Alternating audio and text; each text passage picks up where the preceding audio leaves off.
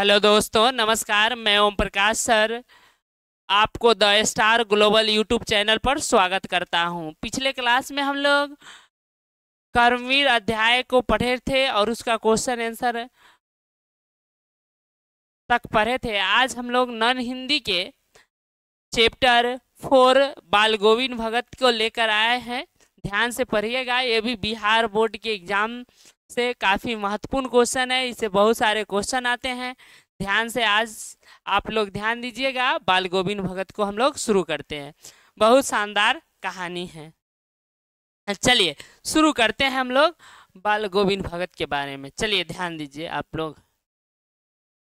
यह जो चैप्टर है 4, जिसका नाम है बाल गोविंद भगत, या राम वृक्ष बेनीपुरी जी, इनको कलम के जादूगर कहा जाता है और इनका संबंध बिहार से है।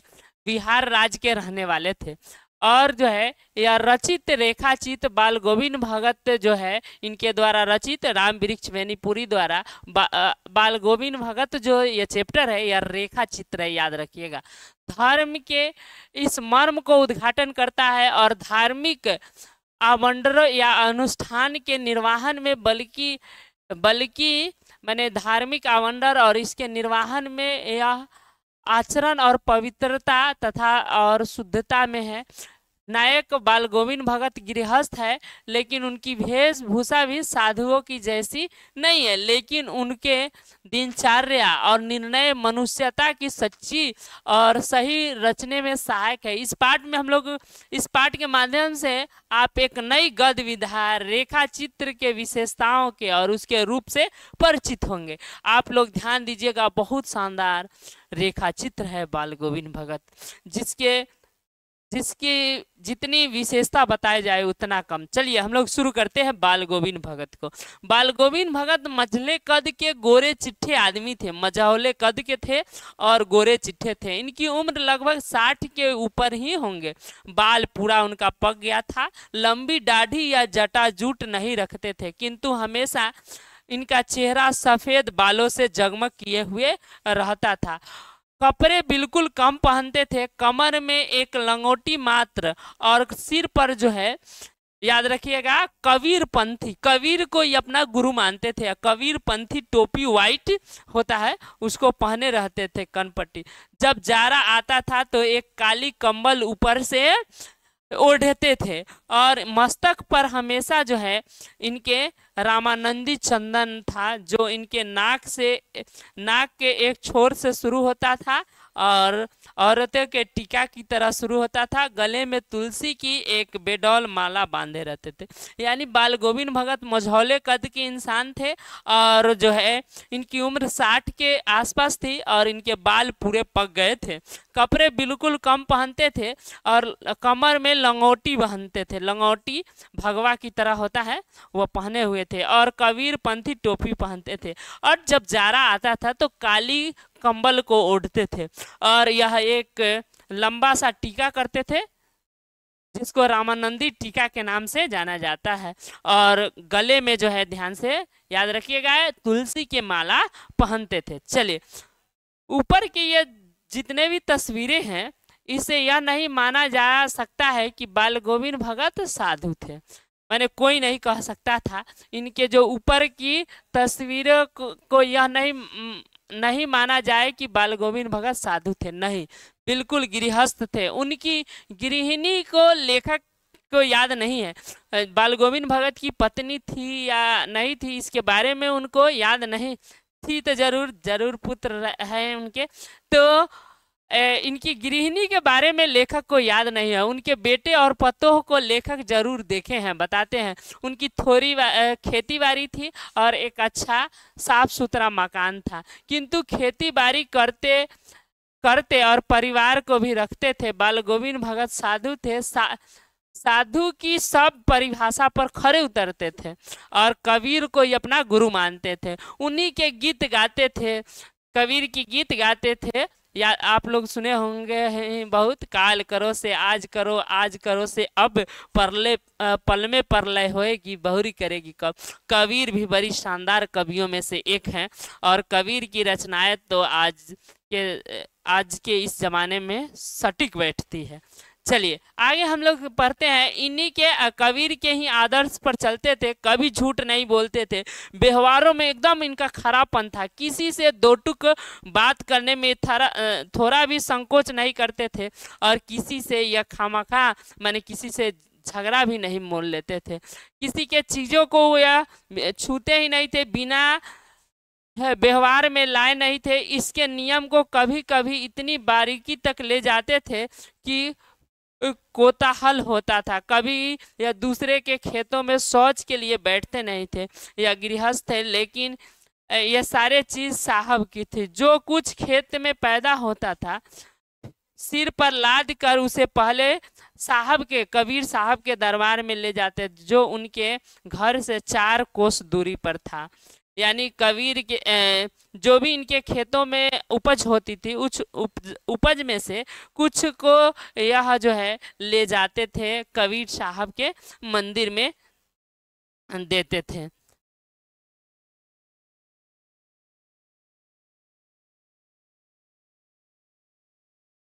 जो उनके घरों से 4 कोस दूर पर था, कबीर पंथी कबीर पंथी जो कबीर साहब को मानता है उसको कबीर पंथी कहते हैं। कबीर पंथी मठ का मतलब होता था दरबार में भेंट के रूप में लिया जाए या प्रसाद के रूप में जो उन्हें मिलता था उसे घर ले आते थे और उसी से गुजारा चलाते थे। इन सब के ऊपर मैं तो मुग्ध था। लेखक कहते हैं इन सभी आचरणों के ऊपर तो काफ़ी ये मुग्ध होते थे। इनके मुग्ध गान जो सदा सर्वदा सुनने को मिलता था, कबीर के वे सीधे साधे पद जो कंठ मैंने याद कर लिए थे और जो सजीव की तरह उठता था। आषाढ़ जो हिंदी महीना में होता है, आषाढ़ की रिमझिम है, समूचा गांव जो है खेत में उतर पड़ा है। कहीं हल चल रहे हैं, कहीं रोपनी हो रही है, और धान के पानी भरे खेतों में छोटे छोटे बच्चे उछल रहे हैं। औरतें जो है केलेवा लेकर मेर पर बैठी हुई, मेर माने होता है डनेर, और कलेवा माने भोजन, कलेवा दोपहर के भोजन को कहते हैं। उसको लेकर आषाढ़ के महीना होता है, जैसे गांव समाज में रहने वाले लोग जानते होंगे कि जो आपको बता दें आषाढ़ के महीना में पूरा गांव जो है उतर जाता है, धन रोपनी चलता है, और उसमें बच्चे जो बहुत खेलते उछलते हैं और औरतें जो है खाना दोपहर का लेके जाती है। आसमान में बादल घिरा है, धूप का नाम नहीं है, ठंडी पुरवाई चल रही है। ऐसा ही समय आपके कानों में एक स्वर तरंग झंकार की हो उठी है। वह क्या है, वह कौन है, यह क्या है, वह कौन है। पूछना ना पड़ेगा। बाल गोविंद भगत का समूचा शरीर जो है कीचड़ में लिथरे अपने खेत में रोपनी कर रहे हैं। उनकी अंगुलियां एक एक धान के पौधे को पंक्तिवत खेतों में बैठा रहे हैं। उनका कद जो है एक एक शब्द संगीत के जीने पर चढ़कर कुछ ऊपर स्वर की भेज रही है, और कुछ इससे पृथ्वी को मिट्टी पर खड़े लोगों की कानों की ओर पहुंच रहे हैं। बच्चे खेलते हुए झूम उठते हैं और मेर पर खड़ी औरतें के ओठ कांप रहे हैं। वह गुनगुनाने लगती है, हलवाहा के पैर ताल से उठने लगते हैं। रोपनी करने वाली की अंगुलियां एक अजीब सी क्रम में चलने लगती है। बाल गोविंद भगत का यह संगीत है या जादू। माने पूरा गीत के साथ लय में गाते हुए धन रोपनी कर रहे हैं, क्या आनंद रहा होगा। चलिए आगे हम लोग पढ़ते हैं। भादों की वह अंधेरी रतिया, कभी थोड़ी देर पहले ही मूसलाधार वर्षा खत्म हुई।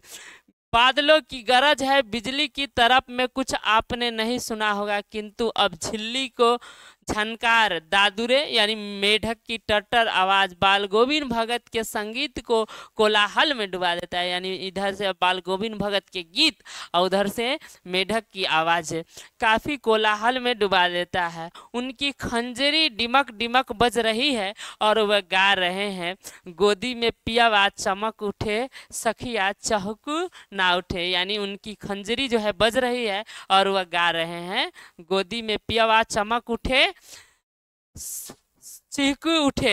हाँ पिया तो गोद में ही है, किंतु वह समझती है कि वह अकेली है जो चमक उठ रही है, चुहक उठती है धीरे धीरे जो है यह भरे बादलों के भादों के आधी रात में उनका जो है गाना, यह गाना अंधेरे में अस्मात कौद उठने वाली बिजली की तरह है। चलिए, यानी भगत सिंह सॉरी बाल गोविंद भगत के जो गीत है वह काफी लाजवाब है और जो है बिजली की तरह इसे यह चौंका देता है। अरे अब सारा संसार निबदल सोया है, बाल गोविंद भगत का संगीत जाग रहा है, जाग रहा है।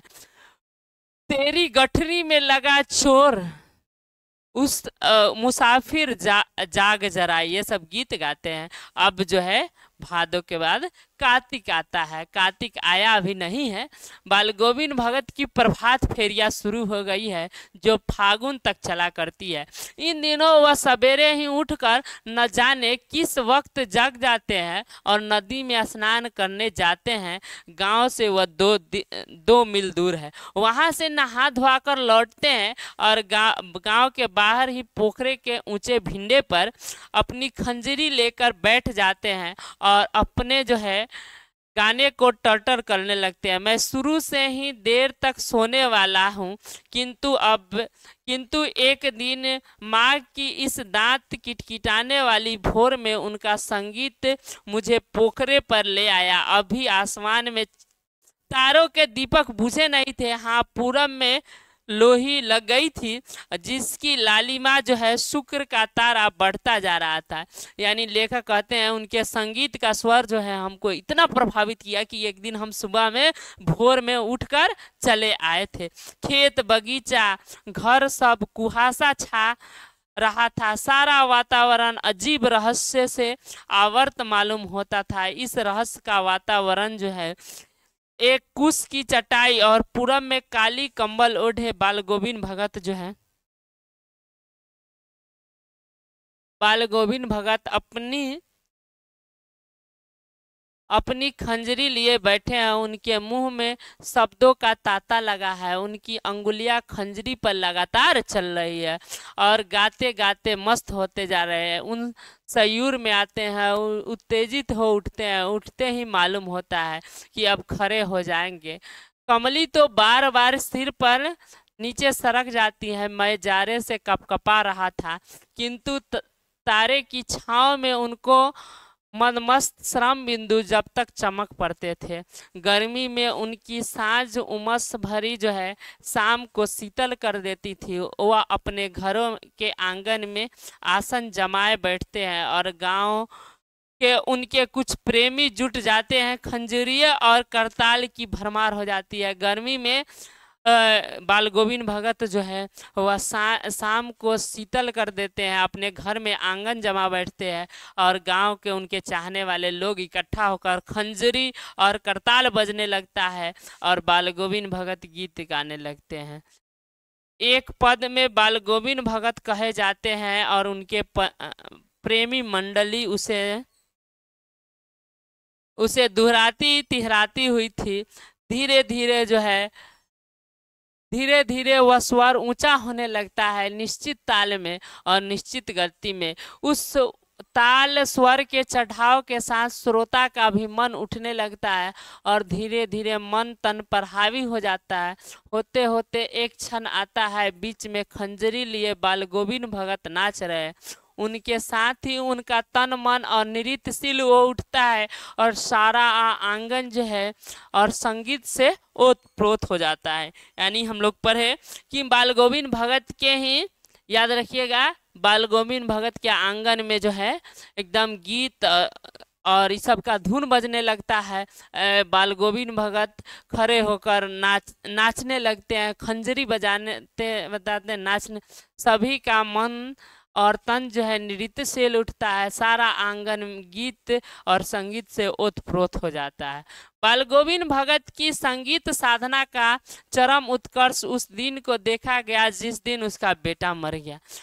देखिए, उनके बेटे मर जाते हैं उस दिन संगीत साधना का जो है वह चरम देखा गया। एकलौता बेटा था, वह कुछ सुस्त और बोधा था। उनका जो बेटा था वह सुस्त और बोधा था, किंतु इसी कारण से बाल गोविंद भगत उसे और भी मानते थे। उनके समझ में ऐसे व्यक्ति के आदमियों पर ही ज्यादा नजर रहनी चाहिए या प्यार करना चाहिए, क्योंकि वे निगरानी और मोहब्बत से ज्यादा हकदार होते हैं।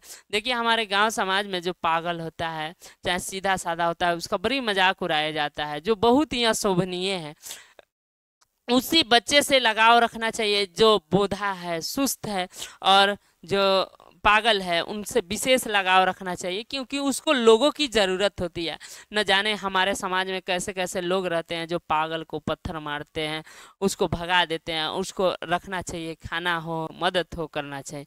वही सच्चे हकदार होते हैं, जो इस कहानी से हम लोग को मोहब्बत के ज़्यादा हकदार होते हैं। बड़ी शादी से, उस श्रद्धा से जो है उनकी शादी कराई गई थी। पतो ही बड़ी सुभग और बड़ी सुशील मिली थी। उनका पूरा प्रतिबंधिक बनकर भगत को कुछ दुनियादारी से निवृत्त कर दिया था। यानी उनकी जो पतोह मिली थी वह काफ़ी अच्छी थी और पूरे दुनियादारी से निवृत्त कर दिया था उसने।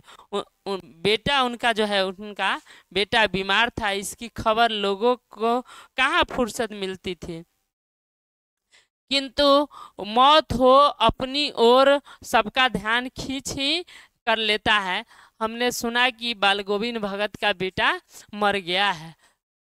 कोता कुतूहलवश जो है उनके घर देखा तो देखकर दंग रह गया। अब बेटे को आंगन में एक चटाई पर जो है लिटाकर उसे सफेद कपड़ों से ढका गया था और वह कुछ फूल और हमेशा ही रोपते रहते थे। उन पर फूलों में से कुछ तोड़कर बिखराया गया था। फूल तुलसी जल भी थे। सिरहाने एक चिराग जल रहा था और उसके सामने जमीन ही पूरा आसन जमाए हुए थे। वह चले जा रहे थे। वही पुराना स्वर था, वही पुरानी तसलीनता थी। घर में पतोह रो रही थी, जिसे गांव की स्त्रियां सब जो है चुप कराने की कोशिश कर रही थी, किंतु बाल गोविंद भगत गाए जा रहे थे। हाँ, गाते भी कभी कभी पतोह के नजदीक भी जाते और उनके रोने का स्वर बदल जाता। वह उत्सव मनाने को कहते। आत्मा परमात्मा के पास चली गई। यह विरहनी जो है अपनी प्रेमी को मिलने जा मिली। भला इससे बढ़कर इस आनंद की बात कौन सा कर सकता है। मैं कभी कभी सोचता था कि वह पागल नहीं हो गए, किंतु नहीं, जो कुछ कह रहे थे उनका विश्वास बोल रहा था। यह उनका परम चरम विश्वास हो गया और मृत्यु पर विजय आया। ठीक है दोस्तों, अब जो है चलिए आगे हम लोग पढ़ते हैं। इस कहानी में हम लोग जाने कि भगत की बेटी की मृत्यु हो गई है। उनकी पतोह काफी रो रही है। भगत जो है अपने वियोग वाले स्वर में गीत को गाए जा रहे हैं, कह रहे हैं आत्मा परमात्मा से मिल गए। चलिए आगे हम लोग पढ़ते हैं, ध्यान दीजिएगा आप लोग।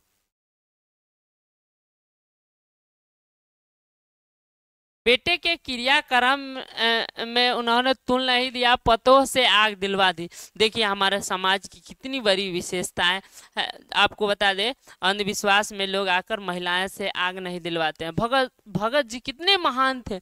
उन्होंने पतोह से अपनी आग दिलाई, किंतु ज्यों ही श्राद्ध पूरी हो गई, पतोह के भाई को बुलाकर उन्होंने उनका साथ कर दिया और आदेश दिया कि इसकी दूसरी शादी कर देना। इधर पतोह रो रो कर कहती थी कि मैं चलू जाऊंगा तो बुढ़ापे में आपका कौन सहारा रहेगा, आपके लिए भोजन बनाएगा, बीमार पड़ेंगे तो कौन चुल्लू भर पानी देगा। मैं पैरों में पड़ती रही, लेकिन वह अपने चरणों से अलग नहीं कीजिए। लेकिन भगत का निर्णय जो था वह अटल था। तू जा, अपने पतोह को कहते हैं तू जा, नहीं तो मैं इस घर को छोड़कर चला जाऊंगा।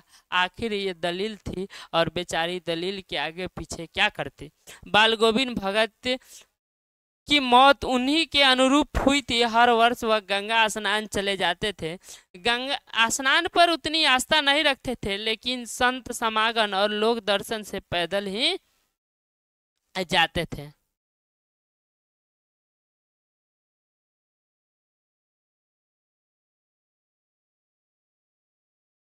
करीब जो है 30 कोस गंगा थे और साधु के संबल लेने का क्या हक, वह गृहस्थ और भिक्षा ले जाते थे और क्या मांगे अंततः वह घर से खाकर चलते थे और घर ही आकर लौटते थे।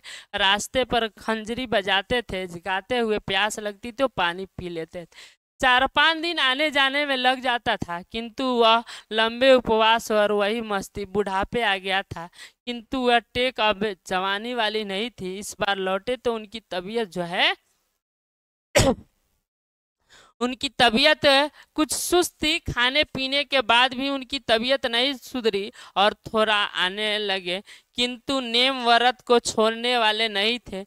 वह जून की गीत, स्नान, ध्यान, खेती बाड़ी देखा। दिन दिन खींचने लगे। लोगों ने नहा धोआ करने से मना कर दिया, आराम करने को कहा, किंतु वह हंसकर टाल देते थे कि इस दिन जो है संध्या गीत गाए, किंतु मालूम हुआ जैसा धागा है वैसा टूट गया।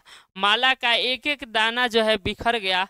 भोर में लोग गीत नहीं सुना। जाकर देखा तो बाल गोविंद भगत नहीं रहे थे, सिर्फ उनका मंजर पड़ा था। यानी बाल गोविंद भगत का देहांत हो गया था। ठीक है, चलिए आगे हम लोग पढ़ते हैं इसके कुछ शब्दार्थ को। कंबली माने होता है कंबल। कलेवा माने बताएं सुबह का जलपान या यात्रा करते समय रखा गया भोजन। पुरवाई माने पूर्व से बहने वाली हवा। अंधेरिया माने अंधेरी रात। खंजली माने डफली के बजाने का ढंग लेकिन उसके आकार में छोटा। निस्तब्धता माने सुनसान। लोही माने प्रातः काल की लालिमा। आविर्त माने ढका हुआ। कुश माने होता है एक प्रकार की नुकीली घास। बोधा माने कम बुद्धि वाला। संबल माने सहारा। जीने माने सीढ़ी। मंजर माने मृत शरीर या लाश। शुभंग माने सुंदर। चलिए अगले चैप्टर में हम लोग अगले क्लास में इसका जो है ऑब्जेक्टिव पढ़ेंगे, और तब तक के लिए आप लोग देखते रहिए the star global YouTube channel, आपका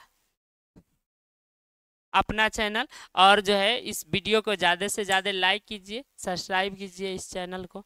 चलिए, जय हिंद।